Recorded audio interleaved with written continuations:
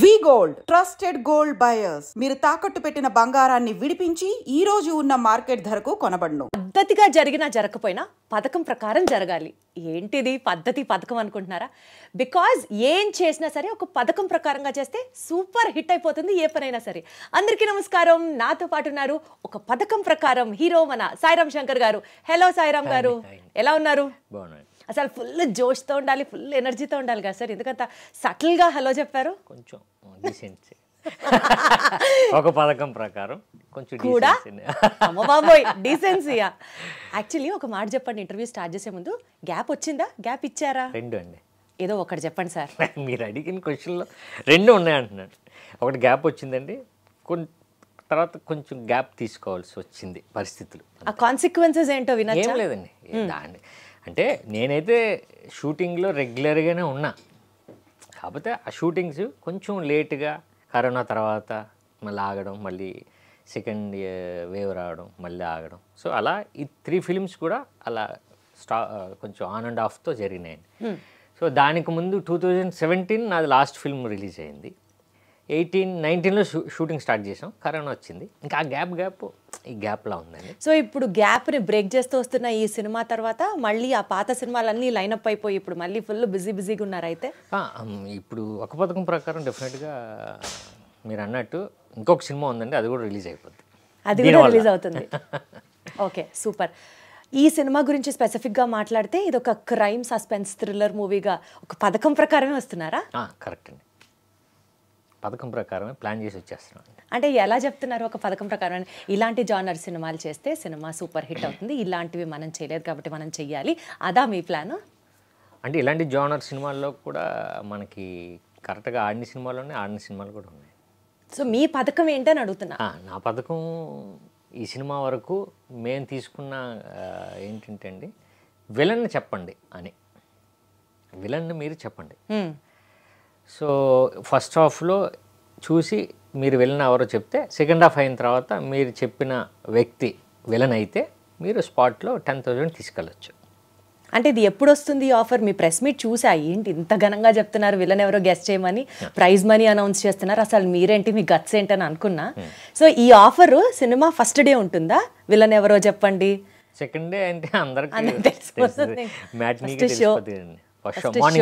Morning షోకి. అంటే అంత కాన్ఫిడెంట్ అంటే విలన్ ఎవరో చెప్పలేము. స్క్రీన్ ప్లే అలా ఉందండి. అంటే డైరెక్టర్ అంటే ప్రతి సినిమాకి ఏదో ఒక ప్రమోషన్ పట్టుకుంటాం మనం, బట్ ఈ సినిమాలోనే కథలోనే ప్రమోషన్ ఉంది, దాన్ని పట్టుకుందామని స్టార్ట్ చేసాం. మనలో మన మాట సార్, విలన్ ఎవరండి? విలనే. ఎంత చెప్పినా చెప్పట్లేదుగా మీరు, అసలు ఎంత అడిగినా బాగుంటుందండి. మీరు చూడండి, మీరు ఇంకొక ఏమంటారు దాన్ని, ఒక సస్పెక్ట్ కొంపతీసి మీరే విలనా? అదే నేను అంటున్నానండి. అసలు ఏం చేసినా ఆయన అయితే విలన్ ఎవరో చెప్పట్లేదు. ఫస్ట్ డే ఫస్ట్ షోకి వెళ్ళాకే అర్థమవుతుంది విలన్ ఎవరు అన్నది. సరే అయితే, సో జనరల్గా అండి మీ కెరియర్ గురించి కానీ మీ ఫిల్మోగ్రఫీ గురించి కానీ మాట్లాడాల్సి వస్తే, ఎవరికైనా ఒక హీరోగా ఎస్టాబ్లిష్ అవ్వాలి అని అంటే, ఒక ఆర్టిస్ట్గా ఎస్టాబ్లిష్ అవ్వాలి ఇండస్ట్రీలో అంటే ఇనీషియల్ ఇయర్స్ అనేది క్రూషియల్ పీరియడ్. ఇది అయిన తర్వాత నెక్స్ట్ ఒక సక్సెస్ రావచ్చు, లేకపోతే కొంచెం స్ట్రగ్లింగ్ పీరియడ్ అయిన తర్వాత కొన్ని బెనిఫిట్స్ని ఎంజాయ్ చేయొచ్చు, ఇట్లా ఉంటుంది గ్రాఫ్. మీరు లాంచ్ అయినప్పటి నుంచి first 3 movies were like super blasts, later on flops రావడం స్టార్ట్ చేసాయి, విచ్ ఇస్ కంప్లీట్లీ రివర్స్. ఎలా చూస్తారు దీన్ని మీరు? అదే సక్సెస్లో ఇది కూడా ఒకటి అని నేను ఎప్పుడు ఫిక్స్ అవుతానండి. ఇప్పుడు మీరు అన్నట్టు 143 తర్వాత బంపర్ ఆఫర్ వరకు బాగున్నాయి కదా, ఆ తర్వాత నుంచి సినిమాలు మనం అంటుంది ఏంటంటే సక్సెస్ కాలేదు. సో నేను ఫీల్ అయ్యేది ఏంటంటే అది నా వర్క్. అంటే నా మామూలు మన పనిలోనే ఏంటంటే ఒకటి లో ఉంటుంది, ఒకటి హై ఉంటుంది. ఈ రెండు చేయడమే నా జాబ్ అని నేను ఫీల్ అవుతాను. అంటే శంకర్ గారు, ఈ ఇంటర్వ్యూ స్టార్ట్ చేస్తున్నారు కాబట్టి మీరు ఫస్టే మెన్షన్ చేసినట్లు చాలా డీసెంట్గా ఉండాలని ఫిక్స్ అయ్యి వచ్చారా? లేదండి, అదర్వైజ్ ఆల్సో స్థితప్రజ్ఞత మీకు చాలా ఎక్కువ, అట్లాగే అనిపిస్తుంది మీరు మాట్లాడుతుంటే. లేదు, అంతే అండి, నేను చెప్పింది అది కాదు.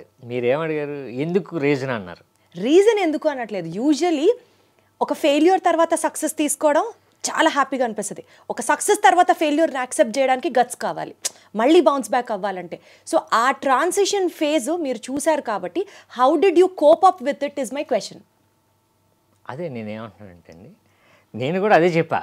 ఇప్పుడు కెరియర్ అంటేనే ఈ రెండు ఉంటాయి కదా, నేను రెండింటినీ సక్సెస్ వస్తే వెరీ హ్యాపీ అండి, అలా అని చెప్పి లో వచ్చిందని చెప్పి మనం దాన్ని పట్టుకుని నేను ఉండను. సో అందుకనే అసలు లాస్ట్ సినిమా ఏంటి నాకు నాకు నాకు నాకు అనవసరం, నెక్స్ట్ సినిమా ఏంటి, ఓకే అవునా, నెక్స్ట్ ఏంటి, అంతే. ఇప్పుడు దాని గురించి నేను ఆలోచించనండి. Got it. Actually good for health also, good for everything, good for everybody. అదే చుట్టుపక్కల కూడా మంచిదండి. నేను అనేది అందరికీ కూడా ఈ థియరీని యాక్సెప్ట్ చేసుకుంటే గతం గతః, ప్రెజెంట్ దాని మీద ఫోకస్ పెట్టాలి is what you are saying. Correct అండి. 143 మూవీ టైంలో అండి బేసికల్గా ఆ సినిమా సూపర్ హిట్. పూరి గారు కెరియర్లో కూడా చాలా పీక్స్లో ఉన్నారు. ఈ సినిమాకి ఆయన డైరెక్ట్ చేశారు, ప్రొడ్యూస్ చేశారు. ఈ లెవెల్ ఆఫ్ ఎఫర్ట్ ఒక బ్రదర్గా పూరి జగన్నాథ్ గారి నుంచి మీకు వచ్చినప్పుడు మీ వైపు నుంచి ఉండే ఆ గ్రాటిట్యూడ్ ఫీల్ ఏంటండి ఆ టైంలో? ఆయన ఒక రాముడైతే నేను ఒక లక్ష్మణుడు టైప్లో ఉండిందా? లేదండి. సరే అండి, లేదు, వన్ వర్డ్ ఆన్సర్ చెప్పండి. లేదు చెప్తున్నాను. మీరు రాముడు అంటే లక్ష్మణుడు అన్నారు కదా, కాదండి, ఆయన మాకు ఎప్పుడు కూడా బ్రదర్ కాదు, దశరథుడు లాంటిడే. అది నాకు కానీ మా రెండో బ్రదర్కి కానీ మేము ఫాదర్ తర్వాత ఫాదర్ అంతే. సో అది అయితే ఎప్పుడూ ఉందండి. ఎందుకంటే ఇప్పుడు నేను అసిస్టెంట్ డైరెక్టర్గా ఫస్ట్ ఇండస్ట్రీకి వచ్చింది అన్నయ్య దగ్గర పనిచేశా. హీరోని చేద్దాం అని అనుకున్నారు అంటే నా మీద ఇన్వెస్ట్మెంట్ స్టార్ట్ అయింది. సో ఒక బ్రదర్గా ఇన్వెస్ట్ చేస్తారు చాలామంది, లేకపోతే ఇంకొక బ్రదర్లకి సపోర్ట్ ఉంటుంది. కాకపోతే నేను చూసిన మా అన్నయ్యలో ఏంటంటే దానికి ఎప్పుడు వెనకడ్డు, అంటే సపోర్ట్ చేయడానికి, బ్యాకప్ చేయడానికి. అంటే ఇప్పుడు ఫ్యామిలీలో చాలామంది ఒక లెక్కలు వేస్తూ ఉంటారు కదా, ఈ లెక్కలు ఇక్కడ ఉండవు. ఓ వండర్ఫుల్. ఉండవండి.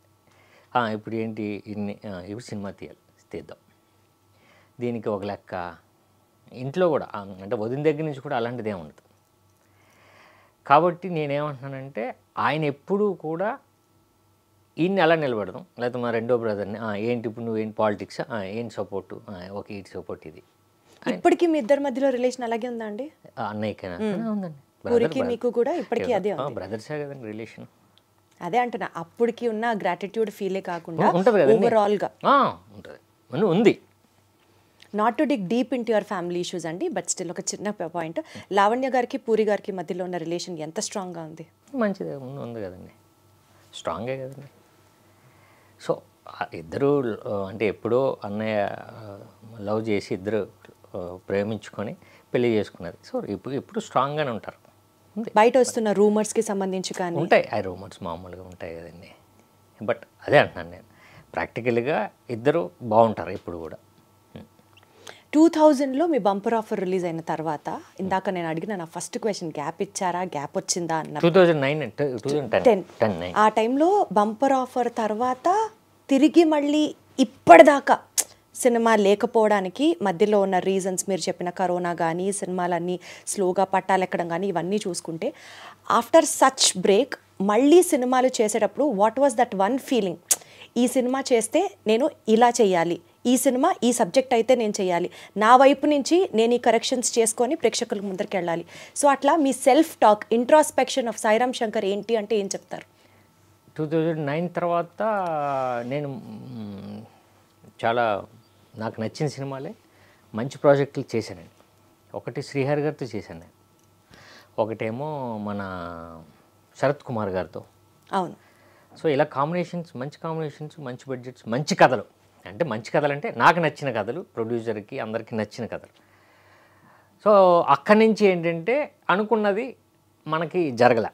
అంటే ఈ సినిమా ఆడుద్ది, రీజను కథ ఓకే, ఇంకొక సినిమా ఆడలేదు, reason releasing problem, time problem, లేకపోతే పబ్లిసిటీ ప్రాబ్లం.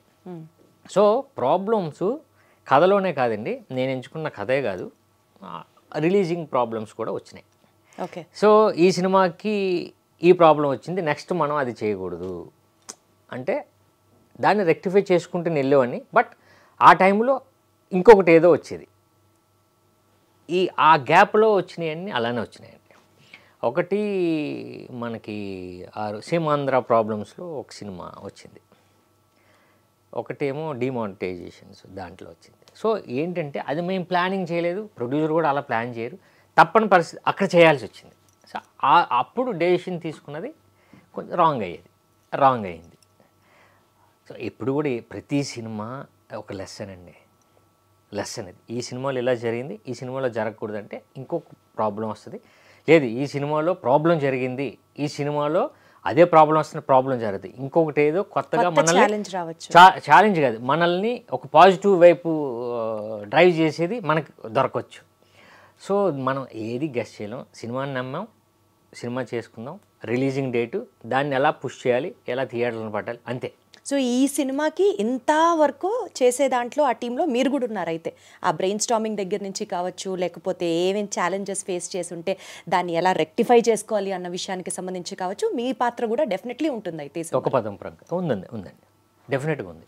ఇప్పుడు రిలీజ్ లైక్ ఫర్ ఎగ్జాంపుల్ ఏమేం చేశారండి సో దట్ ఈ జాగ్రత్తలు తీసుకుంటే సినిమా రిలీజ్కి ఎలాంటి ఇబ్బంది ఉండదు, ఈ ఛాలెంజెస్ మనం ఇదివరకు కంటే ఇప్పుడు ఓవర్కమ్ అయ్యాము అనుకునేవి సినిమా పరంగా ఏమున్నాయి? ఫస్ట్ పబ్లిసిటీ అండి, విలన్ పబ్లిసిటీతో 100కి 100 కొట్టేసారు. అదే అంటున్నా. మాకు నిజంగానే మీరు అంటే థియేటర్కి రప్పించడానికా అన్నారు? అవును, రప్పించడానికే. సూపర్ అసలు. కాకపోతే సినిమాలో లేనిది మేము పబ్లిసిటీ చేయట్లేదు, సినిమాలో ఉన్నదాన్నే మిమ్మల్ని అడుగుతున్నాం. అదేంటి ఛాలెంజ్ కాదు, మీరు చెప్పండి, తీసుకెళ్ళండి, డబ్బులు మీరు చెప్పాలనే నేను అనుకుంటున్నాను. చెప్తే 10,000 నాకు హ్యాపీ, చెప్పలేకపోతే వెరీ హ్యాపీ. ఎలా అయినా హ్యాపీ మాత్రం కామన్. సో ఆ పబ్లిసిటీ మాకు ఉపయోగపడింది. ఇకపోతే థియేటర్స్ మనం ప్లాన్ చేసుకోవాలి, డేట్ కరెక్ట్గా లాక్ చేయాలి. Feb 7th లాక్ చేసామండి. ఇప్పుడు థియేటర్స్ ఎప్పుడు దొరుకుతాయంటే ఈ ట్రైలరు మీరన్న ఈ కాంటెస్ట్ అంతా రీచ్ అయ్యేటట్టు మనం చేయాలి, బయర్స్కి ఆడియన్స్కి కాన్ఫిడెన్స్ రావాలి. ఆల్రెడీ వచ్చింది ట్రైలర్, చాలా చాలా చాలా బాగుంది. అవునండి, అదొకటి బాగా రీచ్ అయిందండి. మీ వరకు రీచ్ అయిందంటే హ్యాపీ. మా వరకు ఏంటండి, మొత్తం అసలు 2 తెలుగు స్టేట్స్లో మారుమ్రోగిపోతుంది. నేను ఏదో మీరున్నారని చెప్పట్లేదు, నిజంగా బాగుంది. నిజమండి, ఇప్పుడు అది రీచ్ అయింది. ఇప్పటికి అది నా సినిమా చాలా రోజుల తర్వాత అది రీచ్ అయింది. సో ఇప్పుడు మనం చేసే పబ్లిసిటీ, మనం చేసే ఇప్పుడు ఇలాంటి ఇంటర్వ్యూస్ కానివ్వండి, లేకపోతే పబ్లిక్లో మనం చేసేది బయ్యర్స్కి కానీ ఆడియన్స్కి కానీ మనం ఓకే అని అనిపిస్తే మాకు ఈజీ అయిపోద్ది. సో మా మీద డిపెండ్ అయ్యింది ఇప్పుడు సినిమా పరంగా సినిమా పాస్ అండి, సినిమా డౌట్ లేదు అసలు.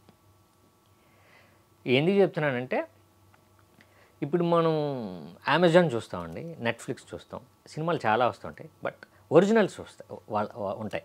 ఒరిజినల్స్ ఉన్న క్వాలిటీ మిగతా సినిమాలు ఉండవు. ఆ ఒరిజినల్స్ ఏ క్వాలిటీయో, ఏ స్టాండర్డ్లో ఉంటుందో, ఏ మేకింగ్ రేంజ్లో ఉంటుందో దానికి ఏమాత్రం తీసిపోదు ఈ సినిమా. వండర్ఫుల్. తీసిపోదు. సో ప్రొడక్షన్ స్టాండర్డ్స్ అన్ని కూడా ఎక్స్ట్రీమ్లీ హై అని చెప్పి, హై అండి. ప్రొడక్షన్ కానీ, మేకింగ్ వాల్యూస్, ఆర్టిస్ట్ పర్ఫార్మెన్సెస్ కానీ, లేకపోతే ఆర్ట్ డైరెక్షన్ కానీ, మ్యూజిక్ కానీ, సౌండ్ కానీ, అసలు చాలా అంటే నాకు ఆనందం ఏంటంటే రేపు నెట్ఫ్లిక్స్లో నా సినిమా ఆ నెట్ఫ్లిక్స్తో సమానంగా ఉంటుంది. వండర్ఫుల్, నిజమే, సూపర్. సో అంత రావడానికి రీజను ఒకటి డైరెక్టర్, 2 టెక్నీషియన్స్. సో అంటే టాప్ 10 ఇండియాలో టాప్ 10 తీసుకుంటే ఒక డిఓపి ఆయన, అంటే గ్యాంగ్స్ ఆఫ్ వసేపూర్ మీరు చూసే ఉంటారు, దేవిడి చాందినివార్, ఆ డిఓపి వచ్చేసారు. గోపి సుందర్ గారు, రాహుల్ రాజ్ గారు మ్యూజిక్. సో ఇలా డిపార్ట్మెంట్స్ అన్నీ వచ్చినాయండి, మంచి టెక్నీషియన్స్ వచ్చారు. సో మీ అందరి ఎఫర్ట్స్ డెఫినెట్లీ హిట్ అవ్వాలని నేను మనస్ఫూర్తిగా కోరుకుంటున్నాను. ఆల్రెడీ సగం హిట్ సాధించేశారనే మాట్లాడతాను నేను, బికాజ్ నిజంగా ట్రైలర్ చాలా బాగుంది కాబట్టి. మోస్ట్ ఇంపార్టెంట్లీ అండి, టు బి వెరీ ఆనెస్ట్, జనాలు మిమ్మల్ని హీరోగా యాక్సెప్ట్ చేశారు. ఫస్ట్ మీ 3 films were like super hit, launch was like extraordinary. మీరు అసిస్టెంట్ డైరెక్టర్గా వర్క్ చేసినప్పుడు కూడా ఆ సినిమాలన్నీ సూపర్ హిట్టే. మీరు ఏది పట్టుకున్నా people accepted you in whatever role you played. కానీ ఒక హీరోగా మీరు ఎస్టాబ్లిష్ అయ్యే టైంలో మీకు మీరే సరిగ్గా న్యాయం చేసుకోలేదేమో టు కంటిన్యూ దట్ స్టార్డమ్ అన్నది మాత్రం ఒక ఫీలింగ్ ఉండింది నాకు. What do you say about that? మీది రాంగ్ అండి. Okay, prove me wrong, sir. I'll be more happy than that. Accept చేశారు నిజంగానే మీరు అన్నది సక్సెస్ అయింది. సో తర్వాత మన సినిమా ఆడకపోతే మనం ఎంచుకున్న కంటెంట్ జనాలకి నచ్చకపోతే కదండి. సో అది నాది రాంగ్, అంటే ఆ కంటెంట్ రాంగ్. నేను కంటెంట్ రాంగ్ అవ్వచ్చు, మీరు ఇందాక అన్నట్లుగా ఎక్కడో ఒకటి మిస్టేక్ జరగచ్చు, టెక్నికల్గా కావచ్చు, అంతే. అంటే ఇది నా ప్రాబ్లం. బట్ వాళ్ళు యాక్సెప్ట్ చేశారు ఇంతకుముందు సినిమాలు కూడా. సో అలాంటి వాళ్ళు యాక్సెప్ట్ చేసే సినిమా నేను ఇవ్వలేకపోయాను అంతే. ఇప్పుడు మళ్ళీ వస్తే మళ్ళీ రెడీగా చూస్తారు, ఓకే బాగుంటుంది డెఫినెట్గా, ఓకే ఇప్పుడు కూడా బంపర్ ఆఫర్ చెప్తారు, లేకపోతే 143 చెప్తారు, ఇంకా గుర్తుంది. ఆ గుర్తున్న దాన్ని ఒక్కసారి మనం తీసుకెళ్ళాను అనుకోండి, ఓకే యాక్సెప్ట్ చేస్తారు. ఇప్పుడు అదే జరుగుతుంది ఒక పథకం ప్రకారం. అంటే బంపర్ ఆఫర్లో కానీ 143 కానీ మీరు హిట్ అయిన సినిమాలు మీరు చూస్తే ఆ క్యారెక్టర్కి సిమిలర్ రిజెంబులెన్స్లో ఆ ఎనర్జీతో అలా చేశారా ఈ సినిమా? అదే నా ఒక పథకం ప్రకారం కాదండి, అదే అంటాను. ఎనర్జీ అంటే గెంతడం ఒకటే ఎనర్జీ కాదు, క్యారెక్టర్లో ఇప్పుడు ఇందులో రిక్వైర్డ్ ఈ క్యారెక్టర్కి ఉన్న ఎనర్జీ ఏంటంటే ఒక క్రిమినల్ లాయర్ అయినా క్రిమినల్లా అన్నది ఈ క్యారెక్టర్లోని ఎనర్జీ. ఆ ఎనర్జీని అయితే నేను పెట్టే చేశానండి సినిమాలో. సో అందరూ ఏంటంటే ఎనర్జీ అంటే గెంతడం కాదు, మామూలుగా కూడా మీరు ఆ సినిమాలో ఎనర్జెటిక్గా ఉన్నారంటే ఆ ఎనర్జీ అంటే అది కాదు, మనకి లేని ఎనర్జీని ఆ క్యారెక్టర్లో మనం పెట్టడం. ఎగ్జాక్ట్లీ క్యారెక్టర్కి కావాల్సిన ఎనర్జీ ఇవ్వడమే ఎనర్జీ. అదైతే ఉందండి. సూపర్. కానీ క్రిమినల్ లాయర్గా చేశారు కదా, సో లాయర్గా మీరు ఒక రోల్ ప్లే చేస్తున్నప్పుడు లాయర్ హోంవర్క్ ఏమైనా చేశారా అండి? లాయర్స్ ఎలా నడుస్తారు, లాయర్స్ కోట్ ఎలా వేసుకుంటారు, లాయర్స్ టర్మినాలజీ ఏంటి, ఆ జానర్ ఏంటి చేశారా? ఏం చేశారు ఫన్నీగా చెప్పండి. డైరెక్టర్ కూడా దాని మీద బాగా రీసెర్చ్ చేశాడండి. జరిగిన ఇన్సిడెంట్ ఏంటంటే 3 days షూట్ చేసాం. ఫస్ట్ 3 daysలో నాకు అర్థమైపోయింది మనం ఎక్కడో మిస్ కొడుతున్నాం అని. అంటే చేస్తున్నప్పుడే ఏదో మనం తెచ్చుకుని చేస్తుంది అర్థమవుతుంది, నాకు అర్థమైంది. యాజ్ ఈజ్ డైరెక్టర్ ఎప్పుడు పట్టేశాడు, కెమెరామెన్ ముందే ఓకే ఫ్రేమ్ పెట్టుకుని ఆయనకి అర్థమైపోయింది. 2 days షూట్ చేసిన తర్వాత రాజీవ్ రవి గారు మనం హైదరాబాద్ కాదు ఏదైనా ఒకసారి ప్లేస్ చూడండి, షూటింగ్ ఇక్కడ కాదు, మనం ముందు లొకేషన్ స్కౌటింగ్కి వెళ్ళండి అని అసిస్టెంట్ల నుంచి పంపించారు. సో అప్పుడు వాళ్ళు విజయవాడ, రాజమండ్రి, వైజాగ్ అలా తీసుకుంటూ వెళ్ళారండి. ఈ గ్యాప్ 1 month దొరికింది. అప్పుడు నాకు ఏం చేశారంటే నేషనల్ స్కూల్ ఆఫ్ డ్రామా నుంచి ఒక ఆయన ఫ్రెండ్ని తీసుకొచ్చారు, డైరెక్టర్ ఫ్రెండ్. నాకు క్లాసెస్ స్టార్ట్ చేశాను. సో ఈ సినిమాకి ఏం కావాలి, సినిమాకే కాదు అసలు యాక్టర్కి ఎలా మనం రియలిస్టిక్గా ఉంటుంది. కేరళ సినిమాలు మన మలయాళం ఫిల్మ్స్ వాచ్ చేస్తే న్యాచురల్గా ఉంటుంది కదా, అది రావాలి. అది రావట్లేదు అన్నది నాకు 3 daysలో నాకు అర్థమైపోయిందండి. ఓకే, చిన్న డ్రామా నా దగ్గర ఉంది, చిన్న అంటే నటన బయటకు వస్తుంది, అది రాకూడదు అని నేను 1 month ప్రిపేర్ అయ్యాను. అంటే యాక్టింగ్ క్లాసెస్ మీరు తీసుకున్నా? ఓ సూపర్. అసలు 1 month నేను మళ్ళీ తీసుకున్నాను. అప్పుడు సత్యానంద్ గారి దగ్గర తీసుకున్నాను, అది ఉపయోగపడింది అండి. ఇప్పుడు ఈ క్యారెక్టర్కి అసలు ఇంకా న్యాచురల్గా ఎలా మనం ఇన్వాల్వ్ అవ్వడానికి నేను 1 month తీసుకున్నాను. అప్పుడు మళ్ళీ మనం స్టార్ట్ చేసాం షూటింగ్. ఎస్పెషల్లీ లా లాంగ్వేజ్ అదే అంటున్నాను, దాంట్లో ఇవన్నీ మేము ప్రాక్టీస్ చేసాం. సో లాయర్ ఎలా ఉంటాడు, ఓకే ఇందులో లాయర్ ఏంటంటే క్రిమినల్ లాయరు, కాకపోతే ఒక్కొక్కసారి ఆడు చిన్న అలవాట్లు ఉంటాయి, అవన్నీ చేస్తూ ఆ కోర్టుకి ఎలా వస్తూ ఉంటాడు. సో అన్నీ మేము ప్రాక్టీస్ చేసాం. ఎస్పెషల్లీ ఆ లా టర్మినాలజీ ఏమైనా నేర్చుకున్నారా? అంటే స్క్రిప్ట్లో ఉంది, నేను నేర్చుకున్నాను కొన్ని. స్క్రిప్ట్ పరంగా నేర్చుకున్నాను. సో బేసికల్గా మనం రెగ్యులర్గా వాడుకునే లా లాంగ్వేజ్లో పదాలు ఎక్కువ గూగుల్ చేసి వాటి మీనింగ్ తెలుసుకొని ఇంకాస్త ఫెమిలియర్ అవ్వడం, అలాంటి హోంవర్క్ ఏమన్నా చేశారా? అదే అండి, నేను ఏమంటున్నానంటే బేసిక్గా ఈ క్యారెక్టర్ ఏంటంటే పబ్లిక్ ప్రాసిక్యూటర్, అంటే పీపీ అంటే రెగ్యులర్గా ఇంకా గవర్నమెంట్ లాయర్ కదండి. సో కొంచెం సపరేట్గా ఉంటారు వీళ్ళు. అంటే మరి మన లాయర్స్ లాగా వాళ్ళు మూవ్ అవ్వలేరు కొంచెం, అంటే వాళ్ళకి సపరేట్ ప్రోటోకాల్ అది ఉంటుంది కదండి. సో అది కొంచెం తెలుసుకున్నాను నేను. ఓకే సూపర్ యా సినిమాకి అవసరం అలానే దానికి సంబంధించి యాక్టింగ్ కూడా రియలిస్టిక్ గా ఎలా కావాలో నేర్చుకున్నారు హోంవర్క్ బాగానే చేశారు అనమాట పథకం ప్రకారమే హోంవర్క్ కూడా జరిగింది అసలు టైటిల్ కి ప్రతిదీ సింక్ లో వెళ్తుందిగా సాయి గారు మళ్ళీ పూరి గారి విషయానికి వస్తానండి ఆయన యాజ్ అ డైరెక్టర్ జనాలు ఎంత ప్రేమిస్తారో ఎస్పెషల్లీ ఆయన మ్యూజింగ్స్ ఆయన ఇంటెలెక్చువల్ స్పీక్స్ ఆయన టాక్స్ కి కూడా ఒక separate set of fan base ఉంది అందులో నేను ఒక దాన్ని ఫస్ట్ లైన్లో ఫస్ట్ రోలో వచ్చే ఫస్ట్ అభిమాని ఎంత బ్యూటిఫుల్గా కనెక్ట్ అవుతామో ఇలాంటి డైరెక్టర్కి ఒక బ్రేక్ వచ్చిన తర్వాత మళ్ళీ ఎప్పుడు బౌన్స్ బ్యాక్ అవుతారు అని నిజంగా కోట్ల మంది ప్రజలు ఎదురు చూస్తున్నారు దానికి మీరు ఇచ్చే ఆన్సర్ ఏంటి ఇప్పుడు ఆయన లైఫ్లో జరిగింది అది కదా ఆయన అవ్వడం మళ్ళీ బౌన్స్ బ్యాక్ అవ్వడం అదంతా జరుగుతూనే ఉంది ఇప్పుడు మళ్ళీ ఆ బౌన్స్ బ్యాక్ మళ్ళీ అదే అంటున్నాను ఇప్పుడు పోకిరి టెంపరు ఇస్మార్ట్ శంకర్ మళ్ళీ ఇప్పుడు వస్తుంది అది కామన్ అంటే నేను అనేది ఏంటంటే కొన్ని రియలిస్టిక్ ఇన్సిడెంట్స్ లైఫ్లో ఎలా ఉంటాయంటే ఒక మనిషి కెరియర్ పీక్లో ఉన్నప్పుడు ఒక సెట్ ఆఫ్ హీరోస్ కానీ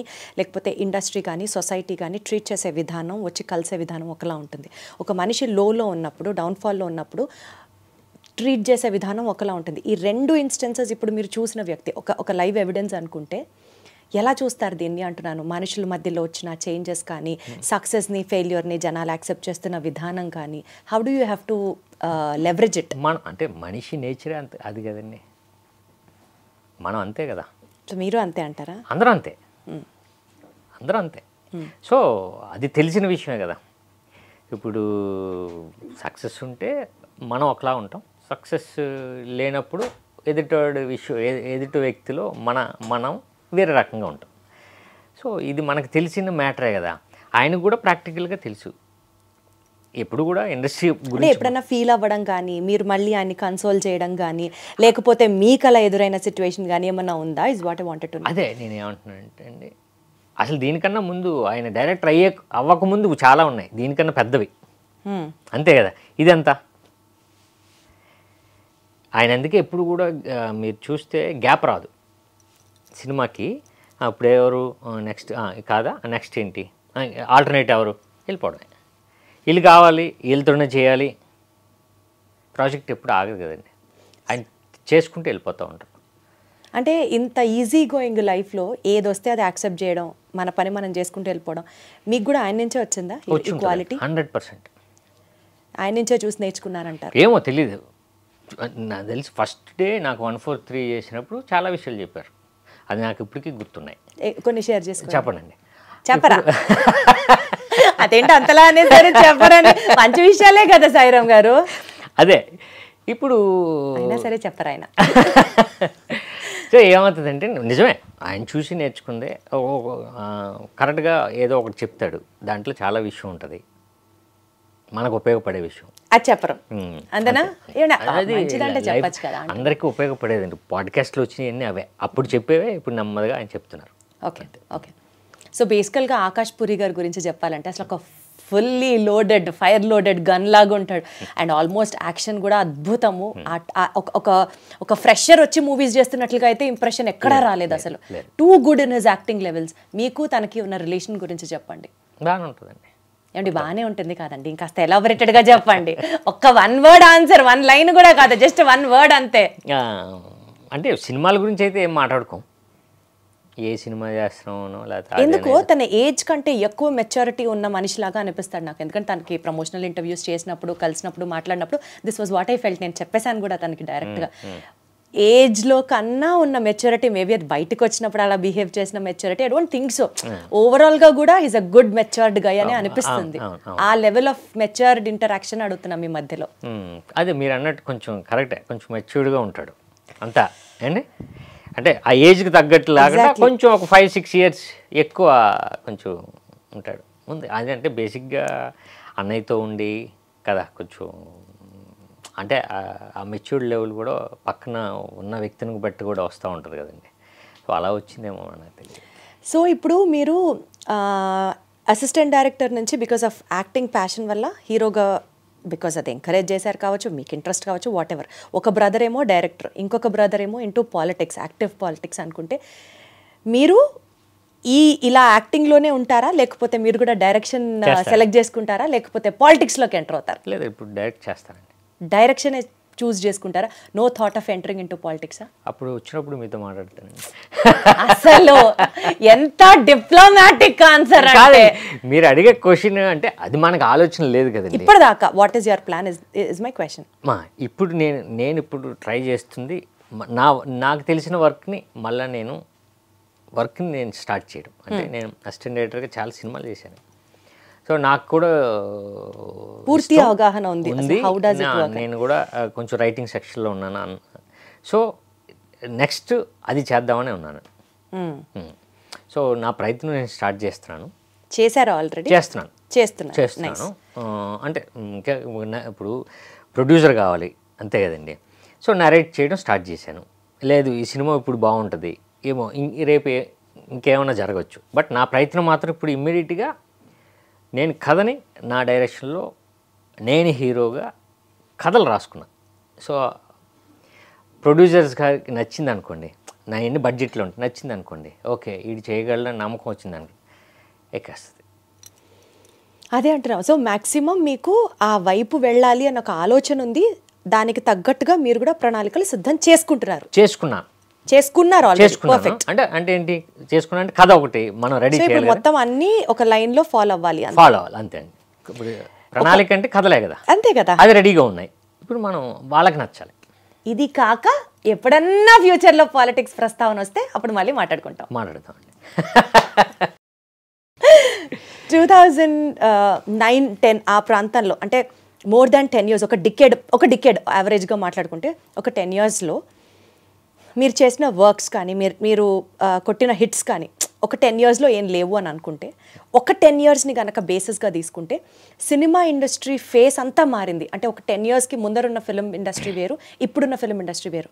మోర్ దాన్ అ డెకేడ్ బ్రేక్ తీసుకున్న తర్వాత ఇప్పుడు ఆడియన్స్ ముందుకు వస్తున్నారు. మీరు ఒక స్ట్రాంగ్ పాయింట్ మీ గురించి కానీ, మీ సినిమా గురించి కానీ, మీ సినిమాలో వర్క్ చేసిన టెక్నీషియన్స్ గురించి కానీ, ఓవరాల్గా జనాలు ఫేజ్ ఆఫ్ ది ఇండస్ట్రీ మారిన తర్వాత మీరు చేసే ఈ ప్రయత్నంలో ఏ స్ట్రాంగ్ పాయింట్ చూసి ఈ సినిమాకి రావాలి, ఎందుకు కనెక్ట్ అవ్వాలి ఆడియన్స్ వచ్చి, ఏం చెప్తారు మీరు? ఇప్పుడు మనం డికేడ్ అన్నారు, 10 years అయింది, అంతా మారిందని. సో దాని గురించి మాట్లాడతాం. ఏం మారింది అని అనుకుంటే నేను నమ్మేది ఏంటంటే అండి, ఆడియన్ ఎప్పుడు మనం ఏది ఇస్తే, ఏ సినిమా ఇస్తే, ఏ జానర్ ఇస్తే అది బాగుంటే అది యాక్సెప్ట్ చేస్తాం. రైట్ అండి. జానర్సు తర్వాత లేకపోతే మారిపోయింది మొత్తం అంటే మారింది, కాకపోతే ఆడియన్స్ ఉన్నారు. ఇప్పుడు ఎగ్జాంపుల్ మనం తీసుకుందామండి. మొన్న రిలీజ్ అయిన పండగకి రిలీజ్ అయిన సంక్రాంతికి వస్తున్నాం అంటే అది ఆడింది కదా. అంటే ఇప్పుడు మనం మారనట్ట మీ దృష్టిలో మీరు ఏ పాయింట్ ఆఫ్ వ్యూలో ఆడియన్స్ మారింది, లేకపోతే ఆడియన్స్ టేస్ట్ మారలేదు, ఫిలిం ఇండస్ట్రీ ఫేస్ మారింది అంటున్నాను. అంటే ఏంటి అంటున్నాను అంటే మన స్ట్రెంత్ మారింది, అది పక్కన పెడదాం. మన తెలుగు సినిమా ఎక్కడికి ప్రతిదీ పాన్ ఇండియా ఫిల్మ్ లో అవ్వచ్చు, హై ప్రొడక్షన్ వాల్యూస్ తో ఫిల్మ్స్ రావచ్చు, ఇట్లా బడ్జెట్స్ మారిపోయినాయి, కరెక్ట్, చాలా మారినాయండి. నేనంటుంది అంటే మీరు అడిగిన క్వశ్చన్ ఏంటంటే సినిమా మారింది కదా మీది ఎలా ఉంటుంది, ఏ స్ట్రాంగ్ పాయింట్. నేను అంటే మన సినిమా జానర్ ఎప్పుడూ మారలే. మనం ఈ మధ్య ఆ ఓటీటీకి అలవాటు పడి ఇది థ్రిల్లరు ఇప్పుడు అందరూ యాక్సెప్ట్ చేస్తున్నారు అనుకుంటున్నాం. కానీ బలగం ఆడింది, సంక్రాంతికి వస్తున్న ఆడింది, డాకు మహారాజ్ కమర్షియల్ ఫిల్మ్ ఆడింది. సో అలా లేదండి. ఇప్పుడు నా సినిమాకి వస్తే మీరు అన్నట్టు నిజంగానే మనకి ఇష్టమైన జానరు ఈ మధ్యకాలంలో ఎక్కువ మంది చూసేది థ్రిల్లర్, సస్పెన్స్, మర్డర్స్, ఇవే కదండి, ఇవే జరిగినాయి. ఆ కంటెంట్ తీసుకున్నాం మనం. ఒకటి. రెండు ఏంటంటే ఇందులో స్ట్రాంగ్గా మేము నమ్మేది ఒక మంచి కథ ఉంటుంది. ఆ కథలో ఉన్న మంచి ఎలిమెంటే మేము పట్టుకొని వెళ్తుంది. ఏంటంటే విలన్ సస్పెన్స్, సినిమాలో సస్పెన్స్ ఏంటంటే విలను. సో అది మంచి ఎలిమెంటే కదండి. అలాగని చెప్పి కథ కూడా చాలా స్ట్రాంగ్గా ఉంటుందండి, మంచి ఎమోషన్ ఉంటుంది, లవ్ స్టోరీ ఉంటుంది. సొసైటీలో ఇప్పుడు జరుగుతున్న ఒక ఇన్సిడెంట్ని తీసుకుని డైరెక్టర్ చేశాడు ఈ సినిమా. ఇప్పుడు జరుగుతున్న ఒక సొసైటీ ఒక ఎలిమెంట్, ఒక ఎలిమెంట్ని తీసుకుని ఈ కథని డ్రైవ్ చేశాడు. సో ఆ ఎలిమెంటే ఈ సినిమాకి ఒక ఒక ఒక కీలకం అయి ఉంటుంది. సో ఇప్పుడు జరుగుతున్న పరిస్థితులను బట్టి ఇప్పుడు ఆడియన్స్ బాగా ఫీల్ అవుతున్న థ్రిల్లర్ సస్పెన్స్కి దగ్గరగా ఉన్నారు కాబట్టి ఈ సినిమా మీరు అన్నట్టు ఇది ఈ జానరు ఈ టైంలో కరెక్ట్. పర్ఫెక్ట్ అండి. సోషల్ రెస్పాన్సిబిలిటీతో పాటు ఒక థ్రిల్లింగ్ ఎలిమెంట్ పెట్టారు, దాంతోపాటు విలన్ ఎవరు అన్నది ఒక పబ్లిసైజ్ చేసి తీసుకెళ్లారు. అమ్మ బాబోయ్, ఇది చాలా ఒక పథకం ప్రకారం కాదు, చాలా పథకాల ప్రకారం జరుగుతున్నాయి. మంచి సాంగ్స్ కూడా ఉన్నాయి కదండి, మంచి songs obviously. Correct. Sid Sriram గారు 2 సాంగ్స్ పాడారు, 2 బాగున్నాయి. అర్థమైందండి. ఒక పథకం అయితే కాదు, ఇది చాలా పథకాలు. నిజమండి. క్రిమినల్ లాయర్గా మీరు చేస్తున్నారు కాబట్టి సరదాగా కొన్ని lawyer related rapid fire questions అడుగుతాను. ప్లాన్ చేసుకొచ్చాను, అవి మీరు ఆన్సర్ చెప్పాలి. మీరు దయచేసి ఆ డిప్లొమాటిక్ గా కాకుండా లాయర్ లాగా మాట్లాడకుండా. మీరు కాదు లాయర్, నేను కాదు, ఆ క్వశ్చన్స్ నేను ఆన్సర్ చెప్పాలి. అంటే నేను ఇప్పుడు మిమ్మల్ని ఆ పుస్తకాల్లోంచి క్వశ్చన్ అడగను, ఎట్టి పరిస్థితుల్లో కాదు. ఎందుకంటే మిమ్మల్ని అడగాలంటే నాకు తెలియాలి కదా ఫస్ట్. చెప్పండి. ఓకే, ఏది ఎక్కువ టఫ్ అండి? జడ్జిని ఫేస్ చేయడం కష్టమా, డైరెక్టర్ని ఫేస్ చేయడం కష్టమా? ఎలాంటి క్వశ్చన్ ఇది? ఇప్పుడు కాదండి, డైరెక్టర్ని ఫేస్ చేస్తాం, జడ్జిని ఎప్పుడు ఫేస్ చేసి మనకు ఎలా తెలుస్తుంది అది? అంటే ఏమో ఏమైనా జరిగితే చెప్తారేమో నా క్వశ్చన్. చెప్పండి. నేను జడ్జిని ఫేస్ చేశానండి. రిపోర్టింగ్ చేసేటప్పుడు జడ్జి గారి దగ్గర ఉన్నాను కానీ నేను ఫేస్ చేయలేదు. మీకు అర్థమవుతుందా? ఒక సీన్ రికార్డ్ చేసేటప్పుడు అంటారు డిప్లొమాటిక్ ఏంటండి, నేను ఫేస్ చేసి చెప్తున్నా మీకు. డైరెక్టర్ని ఫేస్ చేసి ఉంటారు. మీరు ఎప్పుడన్నా జడ్జిని ఫేస్ చేశారా? చేశాను. సింపుల్. జడ్జిని ఫేస్ చేయడం ఈజీయా, డైరెక్టర్ని ఫేస్ చేయడం ఈజీయా? ఎప్పుడు జడ్జి అన్నారు ఎక్కడో ఆయన అక్కడ ఉంటాడు కదా, అంటే తలెత్తి చూడడం కష్టం అండి చాలా. ఇప్పుడు డైరెక్టర్ మన పక్కనే ఉంటారు అండి. అసలు మీ డిప్లొమాటిక్ ఆన్సర్లకి నమస్కారం అండి. కాదు, ఇప్పుడు డైరెక్టర్ని ఫేస్ చేయడం కష్టం అంటే సరే మీరు చెప్పండి. నేను డైరెక్టర్ని ఫేస్ చేస్తే చెప్తానండి. నాకు డైరెక్టర్ గారిని ఫేస్ చేయడమే కష్టం, జడ్జిని ఫేస్ చేయడం కష్టం అని ఎప్పుడూ అనిపించలేదు. ఓ, అది మీకు ఎక్స్పీరియన్స్తో చెప్తున్నాను. అలాంటి ఎక్స్పీరియన్స్ మీరేమన్నా చెప్తారేమో, అసలు మీరు జడ్జిని ఎప్పుడు ఫేస్ చేశారు, ఆ ఎక్స్పీరియన్స్ ఇంకొకమేమో బ్యాక్ టు బ్యాక్ అనుకున్నాను. లేదు, మీరు అడగండి. నేను జడ్జిని ఫేస్ చేశాను ఒకసారి. అంటే మా ఇంట్లో మా ఫ్యామిలీస్లో మా ఊళ్ళో మాకు చిన్న తగులు ఉండేలండి, గొడవలు ఉండేవి. సో దానివల్ల మాకందరికీ అప్పుడు కోర్టు నోటీస్ ఇస్తే మొత్తం మా ఫాదరు మేమందరం మా ఫ్యామిలీ వాళ్ళు చాలామంది కోర్టుకి అటెండ్ అయ్యాం. ఒకసారి అటెండ్ అయ్యాను. సో ఇప్పుడు చెప్పండి, జడ్జిని ఫేస్ చేయడం ఈజీయా, డైరెక్టర్ని ఫేస్ చేయడం ఈజీయా? డైరెక్టర్నే. నాకు కూడా అదే టఫెస్ట్ పార్ట్ అనే అనిపించింది. Perfect, accepted. ఇప్పుడు చూడండి, చక్కగా అర్థమైంది. Okay, second question. ఒక టేక్ జరిగేటప్పుడు మ్యాక్సిమం నెంబర్ ఆఫ్ అబ్జెక్షన్స్ మీరు ఎప్పుడన్నా షూటింగ్ అప్పుడు ఫేస్ చేశారా? ఈ సినిమాకి చేశానండి. అది ఒక పథకం ప్రకారం సినిమాకి ఆవిడ కొంచెం అంటే ఎలా అంటే అండి, వైఫ్ మిస్ అయిపోయింది. సో చిన్న లోకల్ బార్లో ఫస్ట్ డే షూటింగ్ పెట్టారు. అంటే ఆడు ఎంత ఎమోషనల్ ఉండాలి, ప్లస్ బాగా డ్రింక్ చేసిన వాళ్ళ ఉండాలి. గడ్డం అది ఎంత పెంచుకొని ఉంటాను. లోకల్ బార్ అంటే వైజాగ్లో మనం బార్స్ ఉంటాయి కదండి సో దాంట్లో షూటింగ్. ఫస్ట్ డే నాకు షూట్ పెట్టింది ఒక నార్మల్ సీన్స్ అయితే ఓకే, అది చేయడం వల్ల చాలా ప్రాబ్లం వచ్చింది. ఏం ప్రాబ్లం వచ్చింది అంటే ఆ క్యారెక్టర్లోకి వెళ్ళాలి నేను. ఫస్ట్ డే ఆ క్యారెక్టర్లోకి వెళ్ళాలి. డైరెక్టర్ నాకు చెప్తా ఉన్నాడు, అన్నయ్య నువ్వు ఇలా చేయాలి, ఈ మూడ్లో ఉన్నాడు, ఇన్ని రోజులు అయిపోయింది అంటే వైఫ్ మిస్ అయ్యి నువ్వు బాగా వేరే మూడ్లో ఉన్నావు, సో నీకు ఆ షేక్ కావాలి, లేకపోతే అన్నీ నాకు చాలా టేకులు పట్టాయి. అయితే టేకులు పట్టలేదు కానీ నన్ను ప్రిపేర్ చేయడానికి టైం పట్టిందండి. వన్స్ ఆ షార్ట్ అయిన తర్వాత సినిమాలో నేను అది పట్టుకుని వెళ్ళిపోయాను. సూపర్. సో వన్స్ మనం ఇన్వాల్వ్ అయిన తర్వాత నాకు అలవాటు. మాక్సిమం అబ్జెక్షన్స్ తీసుకునే కేసు హ్యాండిల్ చేయాల్సి వచ్చింది ఈ సీన్ కోసం అన్నమాట. నోటెడ్. Very interesting. సూపర్. అసలు చాలా ఇంటెలిజెంట్. అసలు దీనికి కాదు, మీరు క్యారెక్టర్లో లాకి ఈ సినిమాకి నాది బాగా మీరు. Thank you. ఇది మాత్రం డిప్లొమసీ లేకుండా చెప్పారు. Thank you. Next question. ఈ సినిమాలో మీ ఫేవరెట్ లీగల్ ఫ్రేజ్ ఏంటండి? అంటే సినిమాలో ఒక మీరు లాయర్ కదా, చాలా లీగల్ టర్మ్స్ మాట్లాడుతుంటారు కదా, ఈ సినిమాలో మీ ఫేవరెట్ లీగల్ ఫ్రేజ్ ఏంటి? నా కేసు నేనే వాదించుకుంటాను ఈ సినిమాలో. నా కేసుని నేనే ఇలా చేస్తే అలా ఎందుకు జరుగుతుంది, ఎదుగుండి నా నా నా ఎవిడెన్స్ అని కేసును వాదించుకుని బయటకు వచ్చేస్తాడు. ఎందుకంటే మీరే విలన్ కాబట్టి చెప్దాం అంట తర్వాత. సో అది ఒక 5 to 7 minutes ఉంటుందండి. అది నాకు చాలా ఇష్టమైన సీన్ నాకు. సూపర్. అంటే మీకు చాలా షేడ్స్ కావాలా ఆ సీన్లో. ప్లస్ పోలీస్ ఆఫీసర్ నుంచి లాయర్ నుంచి అందరినీ మనోడు క్వశ్చన్ చేస్తాడు. వేసి ఆ కేసు నుంచి అలా చేసి ఆయన అనిపించి బయటకు వచ్చేస్తాడు.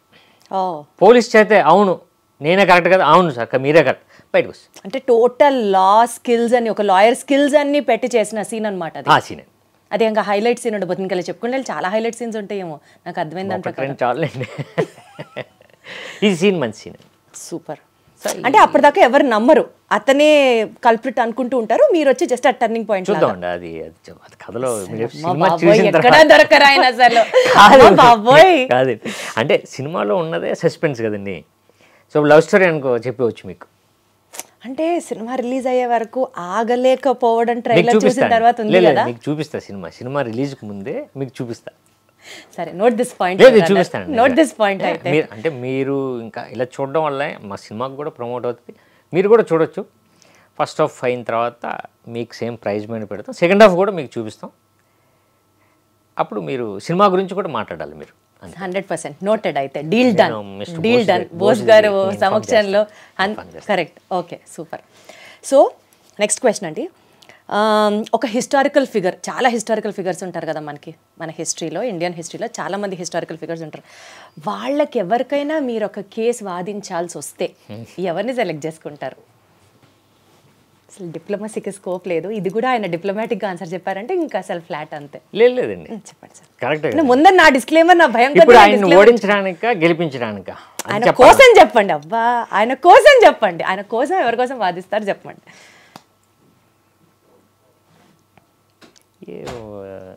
భలే క్వశ్చన్ వేసారండి. మీరు రాసుకున్నారా? మీకేమన్నా డౌటా?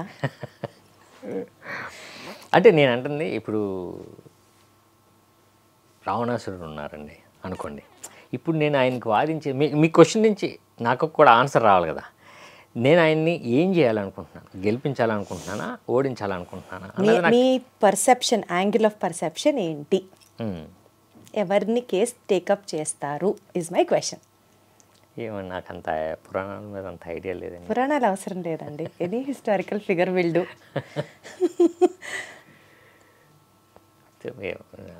ఓకే, ఈ ఆన్సర్, ఈ క్వశ్చన్ స్కిప్ అనేసుకుందాం అయితే మీ సౌలభ్యం కోసం. సో ఒక ఎమోషనల్ సీన్లో యాక్ట్ చేయడం ఈజీయా శంకర్ గారు, లేకపోతే ఒక లీగల్ డైలెక్ట్, ఒక లాయర్ డైలెక్ట్ చెప్పడం ఈజీయా? మీకు ఏది కష్టం అనిపించింది సినిమా చేసేటప్పుడు? ఎప్పుడు కూడా ఎమోషనల్ సీన్స్ అండి. ఎమోషనల్ సీన్సే కష్టం అంటారా? ఎప్పుడు కష్టమే. ఇప్పుడు లాయర్ డైలెక్ట్ అంటే ఓకే, మనం అది కూడా మన క్యారెక్టర్ని ప్రిపేర్ అవ్వాలి. బట్ ఎమోషనల్ సీన్ ఎప్పుడు కూడా కొంచెం మనం చాలా ప్రిపేర్ అవ్వాలి, దానికి చాలా మూడ్లో ఉండాలి. ఎప్పుడు ఎమోషనల్ సీన్స్ టఫ్ అండి. సో ఈ సినిమాలో ఆ most toughest emotional scene was ఆ బార్ సీన్ అంటారా? ఆ బార్ సీన్ అండి.